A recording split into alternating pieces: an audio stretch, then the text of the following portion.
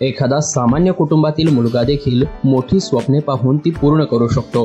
कोल्हापुरातील साधारण 48 वर्षाच्या एका संशोधकाने हेच दाखवून दिलंय. कोल्हापूरच्या या संशोधकाची निवड थेट नासाच्या संशोधन प्रकल्पासाठी झाली आहे. अमेरिकेतील हार्वर्ड युनिव्हर्सिटीमधून त्यांनी हे यश मिळवलंय. त्यांचे वडील एक साधारण गिरणी कामगार होते.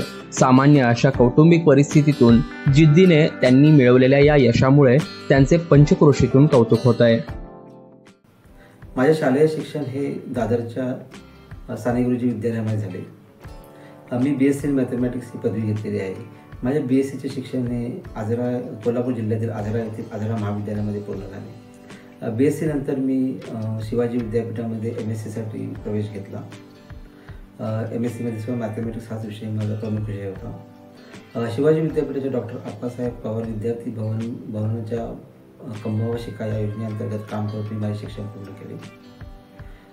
गणित हा विषय लहानपणापासून मला आवडत असल्यामुळे काम करत असताना सुद्धा त्या विषयाचा अभ्यास मी चालूच ठेवला. 2019मध्ये अमेरिकेतील MIT करून micro masters in data science and statistics हा अभ्यासक्रम पूर्ण केला. तो 1.5 वर्षाचा अभ्यासक्रम होता. त्यानंतर मी अमेरिकेतील हार्वर्ड युनिव्हर्सिटीच्या ALM म्हणजे master in liberal studies in data science या विषयासाठी प्रवेश घेतला. सध्या त्या विषयाचा शेवटचे मॉड्यूल कॅप्स्टन यासाठी मला हार्वर्ड युनिव्हर्सिटीकडून नासाबरोबर प्रकल्प करण्याची संधी मिळाली आहे. हा प्रकल्प डिसेंबर 2024 पर्यंत चालणार आहे.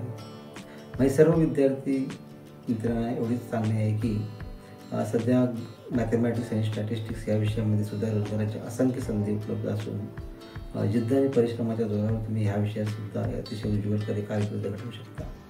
तसेच तुम्ही ह्या विषयाचा विचार इंजिनिअरिंगला पर्याय म्हणून सुद्धा करू शकता. दरम्यान एका सामान्य कुटुंबात जन्म घेऊन देखील मोठी कामगिरी कोणीही जिद्दीच्या जोरावर करून दाखवू शकतो. हेच चंद्रकांत यांनी सिद्ध केलंय. त्यामुळे इतरांना देखील नक्कीच प्रोत्साहन मिळत राहील. लोकल 18साठी साईप्रसाद महेंद्रकर, कोल्हापूर.